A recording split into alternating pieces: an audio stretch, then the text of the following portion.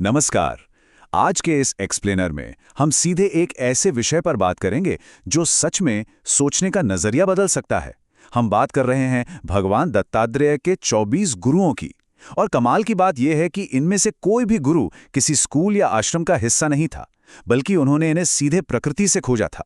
मतलब दुनिया से सीखने के लिए बस एक खुली नजर चाहिए। जरा सोचिए, अगर आज अचानक दुनिया से सारी किताबें, सारे ग्रंथ और पूरा इंटरनेट ही गायब हो जाए, तो क्या होगा? ज्ञान कहां से आएगा? ये एक बहुत ही गहरा सवाल है। लेकिन भगवान दत्तात्रेय का जीवन हमें बताता है कि सच्चे ज्ञान के लिए किसी किताब की जरूरत नहीं है। बस अपने आसपास की प्रकृति और जीवन को ध्यान से देखना ही काफी है। ठीक है, तो चलिए इसमें गहराई से गोता लगाते हैं। आज की इस चर्चा में हम इन 24 अद्भुत गुरुओं के सफर पर निकलेंगे। हम प्रकृति से शुरुआत करेंगे, पंच तत्वों को समझेंगे, मोह के प्रतीकों को देखेंगे, वैराग्य की कला जानेंगे और आखिर में एकाग्रता से होते हुए इस पूरे दर्शन के आध्यात्मिक सार तक पहुंचेंगे। चलिए शुरू करते हैं। तो सबसे पहले बात करते हैं हमारी सबसे बड़ी गुरु की, यानी प्रकृति की। आसपास की साधारण सी दिखने वाली चीजें भी कितने गहरे सबक दे सकती हैं, ये देखना सच में हैरान करने वाला है। भगवान दत्तात्रेय की सबसे अनोखी बात यह थी कि उनका कोई एक औपचारिक गुरु नहीं था। उन्होंने बिल्कुल शून्य से शुरुआत की। उन्होंने बस दुनिया को, प्रकृति को, जानवरों को और आम लोगों को बहुत ही बारीकी से देखा, और इसी साक्षी भाव से उन्हें आत्मज्ञान मिला। उनके लिए तो मानो ये पूरा ब्रह्मांड ही एक बहुत बड़ी क्लासरूम थी। अब आते हैं प्रकृति के उन मूल तत्वों पर जिनसे ये पूरी सृष्टि बनी है। पंचतत्व और ब्रह्मांड मानव चेतना के सबसे शुरुआती और सबसे मजबूत शिक्षक हैं। अब इस हिस्से की सबसे दिलचस्प बात यह है कि ये 5 बुनियादी तत्व हमें जीवन के सबसे जरूरी नियम सिखाते हैं। जैसे पृथ्वी, जो सिखाती है कि चाहे कितना भी अपमान मिले या दुख आए, हमें धैर्य नहीं खोना चाहिए। वायु सिखाती है कि संसार में रहें, सबसे मिलें, पर किसी से बंधे नहीं, यानी अनासक्ति। आकाश से साक्षी भाव सीखने को मिलता है। विचार तो बादलों की तरह आते जाते हैं, पर आत्मा आकाश की तरह स्थिर रहती है। जल से शुद्धता और दूसरों को शांति देना सीख सकते हैं। और अग्नि सिखाती है कि अपने विवेक की तेज आग से अज्ञान और अहंकार को कैसे जलाया जाए। इसी कड़ी में सूर्य भी एक बहुत बड़ा गुरु है। सूर्य का काम करने का तरीका हमें एक बहुत ही खूबसूरत संदेश देता है। सूर्य पृथ्वी से जल लेता है, पर उसे अपने पास रोककर नहीं रखता, बल्कि बारिश बनाकर वापस लौटा देता है। इससे बहुत बड़ी सीख मिलती है कि हमें समाज या प्रकृति से जो कुछ भी मिलता है, उसे बिना किसी स्वार्थ या भेदभाव के वापस समाज को ही लौटा देना चाहिए। बिल्कुल इसी तरह चंद्रमा और समुद्र भी हमें बहुत कुछ सिखाते हैं। चंद्रमा को ही ले लीजिए, वो हर दिन घटता बढ़ता दिखता है, पर असल में वो हमेशा वैसा ही रहता है। ये हमें समझाता है कि बदलाव सिर्फ हमारे शरीर और मन में होता है, आत्मा हमेशा शाश्वत और एक जैसी रहती है। और समुद्र, अनगिनत नदियां उसमें लगातार गिरती रहती हैं, फिर भी वो कभी अपनी सीमा नहीं लांघता। ये हमें सुख और दुख दोनों में अपना मानसिक संतुलन बनाए रखना सिखाता है। संतुलन की बात तो हो गई, लेकिन अब जरा प्रकृति की उन चेतावनियों पर भी नजर डालते हैं जो हमें इच्छाओं और मोह के खतरनाक जाल से सावधान करती हैं। आइए इन जानवरों के उदाहरणों को थोड़ा तेजी से समझते हैं। ये सभी हमें बताते हैं कि हमारी इंद्रियां, यानी देखना, सुनना, स्वाद लेना, छूना, हमें कैसे पूरी तरह से बांध सकती हैं। कबूतर अपने बच्चों के अत्यधिक मोह में जाल में फंस जाता है, यानी मोह विनाश लाता है। पतंगा आग की चमक के अंधे आकर्षण में जल मरता है। एक विशाल हाथी सिर्फ वासना की कमजोरी के कारण पकड़ा जाता है। हिरण शिकारी के मीठे संगीत में खोकर अपनी जान गंवा बैठता है। और मछली अपनी जीभ के स्वाद के लालच में कांटे में फंस जाती है। ये साफ दिखाता है कि इंद्रियों की दास्ता और मोह हमेशा पतन और दुख का कारण बनते हैं। तो अब सवाल उठता है कि इन बंधनों से बचा कैसे जाए।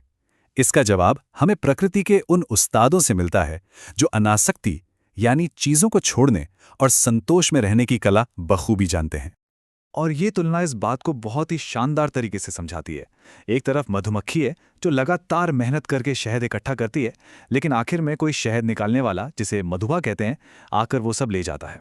यहाँ मधुमक्खी और मधुआ दोनों सिखाते हैं कि ज़रूरत से ज़्यादा चीज़ों को इकट्ठा करना सिर्फ एक बंधन है। केवल संचय में जीवन नहीं गंवाना चाहिए। वहीं दूसरी तरफ एक अजगर है। वो बिना किसी भागदौड़ के पूर्ण संतोष के साथ रहता है और जो कुछ भी प्राकृतिक रूप से मिल जाए उसी में संतुष्ट रहता है। ये मन की गहरी शांति का प्रतीक है। अधिक इच्छाएं सच में मन को अशांत कर देती है। ऐसे ही सर्प, मकड़ी और कुर्रर पक्षी भी कमाल के गुरु हैं। सांप कभी अपना घर नहीं बनाता, वो हल्के से हल्का सफर करता है, यानी कम से कम बोझ लेकर चलना। मकड़ी अपनी चेतना का रहस्य समझाती है, वो खुद जाल बुनती है और फिर उसे खुद में ही समेट लेती है। संसार भी ऐसे ही बनता और विलीन होता है। और कुर्रर यानी बाज पक्षी को देखिए, जब तक उसकी चोंच में मांस का टुकड़ा था, बाकी पक्षी उसे परेशान कर रहे थे, लेकिन जैसे ही उसने उसे छोड़ा, उसे परम शांति और आज़ादी मिल गई। सच में त्याग में ही असली स्वतंत्रता है। प्रकृति और जानवरों के बाद अब उन इंसानों की बात करते हैं जिनसे भगवान दत्तात्रेय ने एकाग्रता और आत्म साक्षात्कार के बहुत गहरे सबक सीखे। उन्होंने एक बार एक कुमारी कन्या को देखा जो धान कूट रही थी। उसकी चूड़ियों की आवाज से मेहमानों को परेशानी हो रही थी, तो उस कन्या ने शोर रोकने के लिए अपनी सारी चूड़ियां तोड़ दीं और सिर्फ एक ही रखी। एकदम सन्नाटा हो गया। ये छोटी सी घटना हमें सिखाती है कि सच्ची शांति एकांत में है। बहुत ज्यादा लोगों का संग मन को सिर्फ चंचल करता है। एक और बहुत ही दिलचस्प उदाहरण एक तीर यानी बाण बनाने वाले का है। वो अपने काम में इतना डूबा हुआ था, इतना एकाग्र था कि उसके बिल्कुल पास से राजा की पूरी सवारी गाजे बाजे के साथ निकल गई और उसे पता तक नहीं चला। ये हमें बताता है कि सच्चे ध्यान का असल मतलब क्या है, बिना भटके पूरी तरह से एक ही जगह केंद्रित होना। पिंगला नाम की एक वेश्या की कहानी भी एक बहुत बड़ा सबक है। धन और ग्राहकों की उम्मीद में जब वो रात भर परेशान रही तो अचानक उसके भीतर वैराग्य आ गया। उसने देखा कि जैसे ही उसने बाहरी दुनिया से खुशी मिलने की सारी उम्मीदें और अपेक्षाएं छोड़ दीं, उसे तुरंत अपने ही भीतर एक बहुत गहरी शांति मिल गई। अपेक्षा छोड़ते ही भीतर विश्राम आ जाता है। चलिए अब देखते हैं कि कैसे ये बातें आपस में जुड़ती हैं। एक छोटा सा बच्चा हमेशा वर्तमान क्षण में रहता है, बिल्कुल छल कपट से दूर। उसकी ये सहजता ही ध्यान का पहला कदम है। वहीं दूसरी ओर एक भृंगी कीट है जो डर के मारे लगातार एक ततैया यानी वैस्प के बारे में सोचता रहता है। और कमाल की बात देखिए, वो सोचते सोचते अंततः वैसा ही बन जाता है। ये मनोविज्ञान का एक बहुत बड़ा सच है कि हमारा मन जिस चीज पर सबसे ज्यादा टिकता है, हम धीरे धीरे वैसे ही बनते जाते हैं।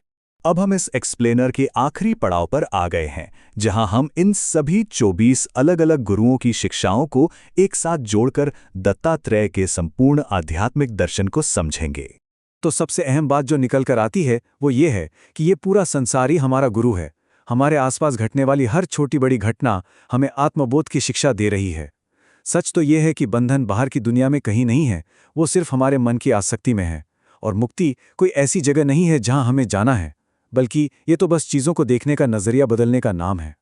सारी साधनाओं का बस एक ही सार है, साक्षी भाव, अनासक्ति, संतोष और अटूट एकाग्रता। और इसी वजह से अवधूत गीता में ये बहुत ही शक्तिशाली बात कही गई है, जिस इंसान ने जीवन को ही पढ़ लिया, उसे फिर अलग से किसी भी शास्त्र या किताब को पढ़ने की जरूरत ही नहीं रह जाती। तो अंत में एक सवाल जो सच में सोचने पर मजबूर करता है। अगर ये पूरी दुनिया ही एक क्लासरूम है, तो आज अभी आसपास प्रकृति का वो कौन सा हिस्सा मौजूद है जो एकदम खामोशी से अगला महान गुरु बनने का इंतजार कर रहा है? जरा इसके बारे में सोचिएगा। आज के इस एक्सप्लेनर में बस इतना ही। जुड़े रहने के लिए बहुत बहुत धन्यवाद।